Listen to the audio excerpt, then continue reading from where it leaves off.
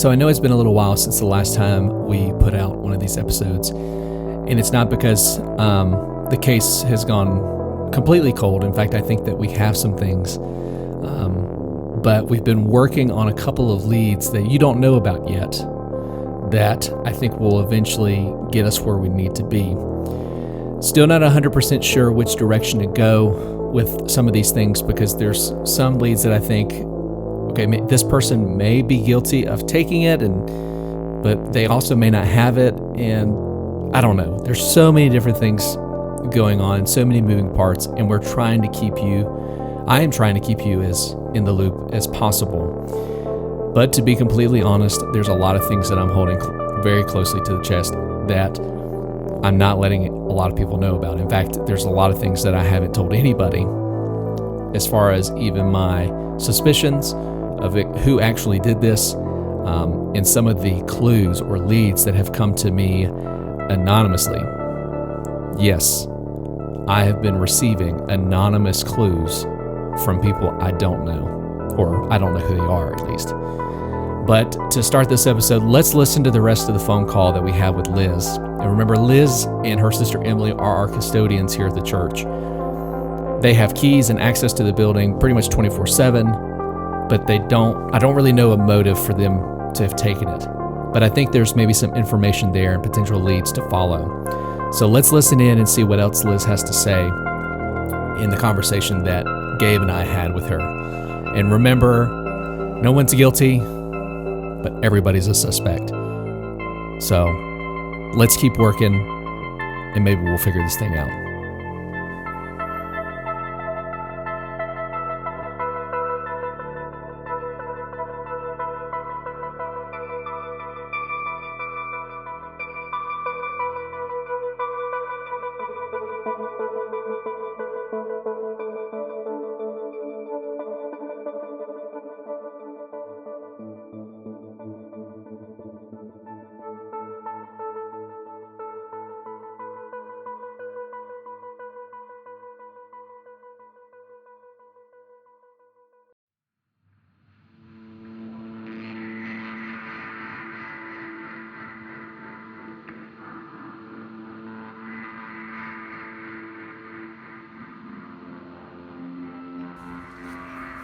Hello? Gabriel, why'd you call? I was just wondering if you had any information on the missing trophy. Yeah, we know as much as you. Okay, that's not much. Okay, well, yeah, Thursday it was neat. When we left, it was all neat. Okay. Yeah. Well, right now, I think you guys may have been the last people to see it. Ooh. So then it could have disappeared between... Let's see, what day was the fall party? So it could have been Friday? Could have been anytime after Thursday night to Sunday morning. There's conflicting reports. Some people saying that they think they may have seen it, and then other people saying they don't know. So in the chat yesterday, Riley says that she noticed it was missing, but she doesn't really clarify whether or not she saw it to begin with and then noticed it was missing, or she just noticed that it wasn't there when she got to the fall party. So we have no idea exactly when it went missing. Yeah. Well, thanks for your help. Yeah. I'm not going to say you sound guilty or innocent. I honestly don't know. Yeah, it wasn't me. Well, wouldn't a guilty person say that if they were trying to get away with it? I don't think you girls took it, but I'm also not saying... No, we did not. I'm also not saying you're cleared. Nobody's cleared, even Gabe. Gabe's still a suspect. Everybody's a suspect until we completely clear you out. Yeah. So... Yeah, it might not, are you sure it's someone in the youth group? It's not some, adult who just moved it? I honestly don't know. I'm kind of thinking at this point it's not somebody in the youth group. I think this may have been somebody, either a kid or an adult, but I don't know. With an adult, I can't find a motive. So I have mentioned before already that there was a potential suspicion that some of the kids may have done this. Again, the night that that the couple went missing was the night of our fall party. That we think that's what pretty much all the fingers are pointing that direction, or all the clues are pointing that direction. And I mentioned before that there's a suspicion that some of the kids could have done it. Now, up to this point, I'm still not convinced that that is the case, because, and you'll hear me talk about this a little bit here in this phone call, but I'm also very slow to implicate some of our kids, partly because I don't want parents to assume their kids have done something, and I don't want to get these kids in trouble. So we're going to mention some of the kids in just a moment, but just for clarification, at this moment, I don't suspect any of the kids of the church have done this. But we don't know exactly at this point if that's completely been fleshed out, if that's true or not. There's something we can do. We've talked about, Gabe and I were talking about it, about taking a spotlight out at night and checking the hillside there, because it's pretty dense with just brush. But at night, if we took a spotlight, we could potentially see maybe the light basically coming off of the cup, because it's shiny. So that's a potential. But at this point, again, I don't think our kids have done this. Just to put that out there. With a kid, I could see the kids maybe have, like, the Jenny boys, or there was some people were saying yesterday in the chat, Carrington was saying that Jameson and Teddy were in there playing. So, I could see a kid maybe having, like, broken it or something and trying to hide it. But if they hit it good, because I can't find it. Yeah, unless Emily suggested, unless they threw it away after they broke it. Yeah, there was a new trash bag in the fellowship hall. When I went to empty it, someone had, like, taken the trash bag out. Yeah, but we looked in the dumpster and we couldn't find it. Okay. So, I mean, did you look in the garage? Yeah, we've literally looked everywhere. We're actually standing down next to the creek right now. We were down at the Gaga Ball pit, kind of making around. Oh my goodness. So, if they got rid of it, they did a good job. There's no traces. Well, have you asked the Hans? The Hans? Yeah, they were there that night. I didn't think about it, but I don't know why they would take it. Davey's the chair of the youth committee. Yeah, I don't know. I saw Abby, Funyak, and Anna Hahn, like, kind of go off places, so I don't know. Well, maybe I'll look into it. Well, just let me know if you hear anything. Oh yeah, definitely. On Tuesday, we're gonna look too. Well, good luck. Like I said, Gabe and I have walked through there 2 or 3 times already, and I already walked through there a couple times earlier today. So, we were in the attic, we were in the furnace rooms. So, we'll see. We'll figure it out. It's a mystery to be solved.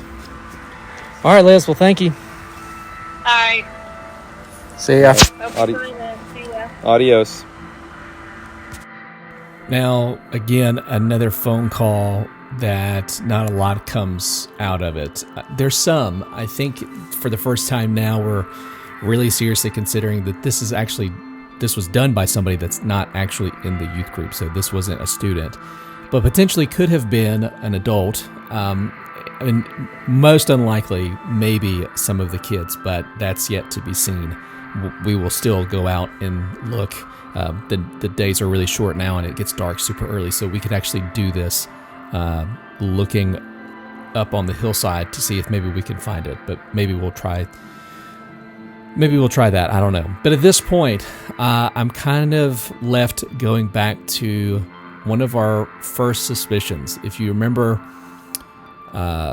in recounting the first day that we noticed it missing, my immediate suspicion was Simone and Elise. So I know that I've technically cleared them a couple times already, but it's still just ringing in the back of my head. She said she had it and then changed her mind, or I don't know. So I'm going to just do my due diligence, and I'm going to look into that lead one more time just to make sure. And the first person I'm going to talk to is the boyfriend.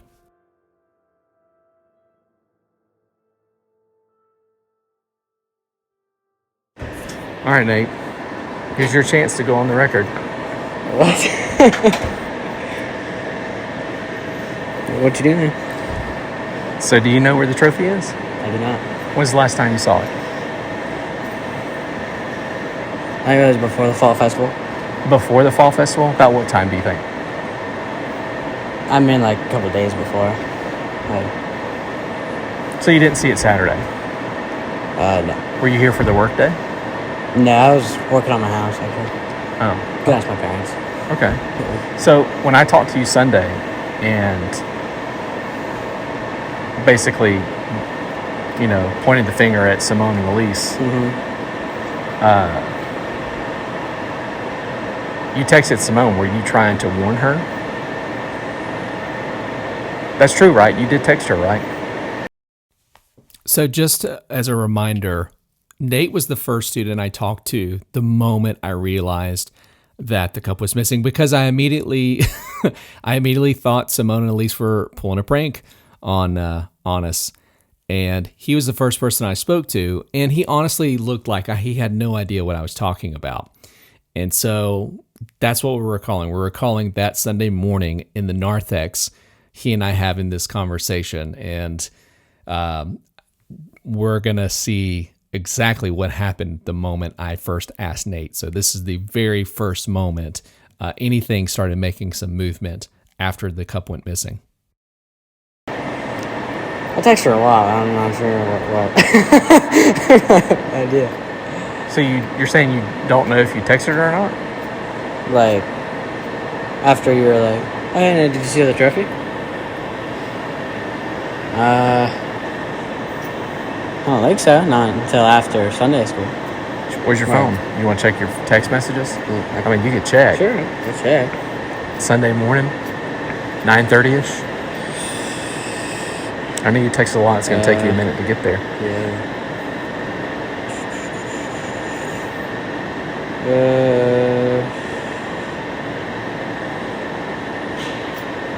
It's supposed to. I'm gonna get my hair cut. Is that?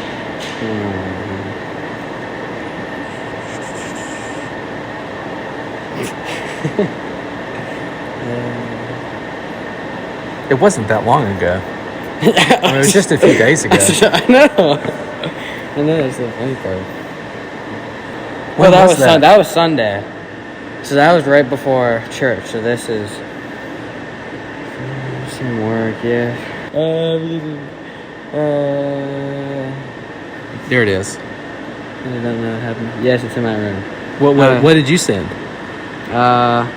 He asked me. I said, you asked me about the trophy. And then she was telling me, oh yeah, it's in my room. I'm like, oh no. Wait.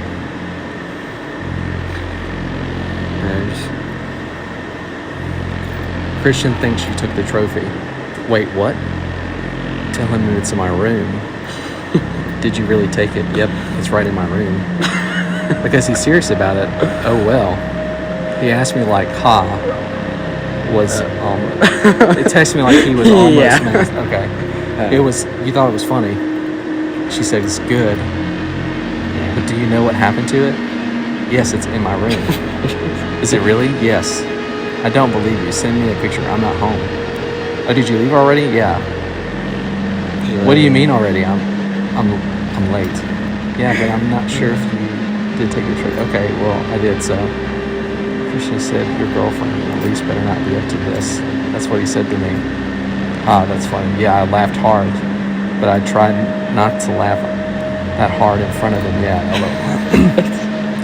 I'm not that sus. Why's it always got to be me? No, but a little.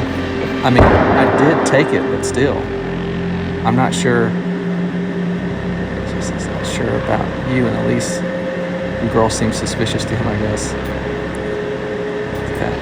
It's funny. Why did you do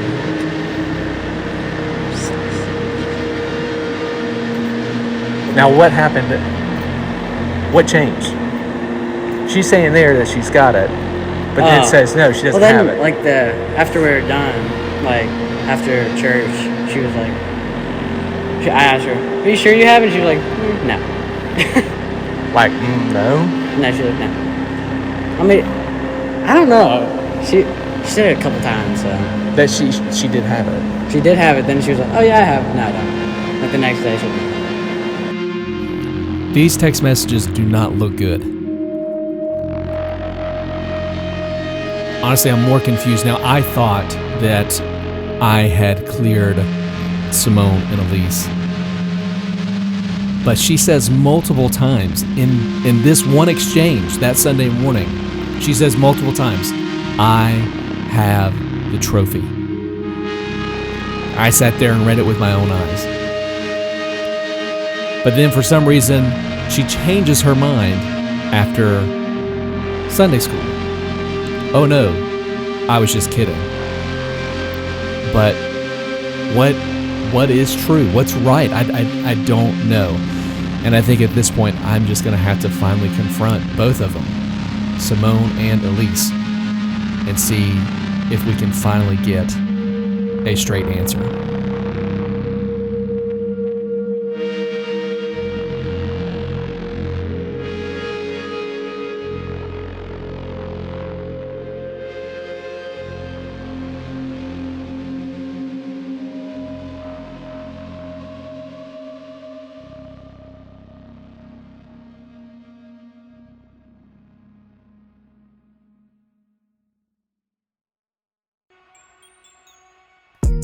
Thank you so much for listening to the Straight Up Missing podcast. This is a true crime podcast, and though the case is still currently ongoing, I feel like we're getting close. So be sure to stay tuned to every episode as they come out. And to be honest, I can't necessarily guarantee that we're going to do daily episodes, but I will at least be sure to give you 1 to 2 episodes a week so you are caught up with where the case is.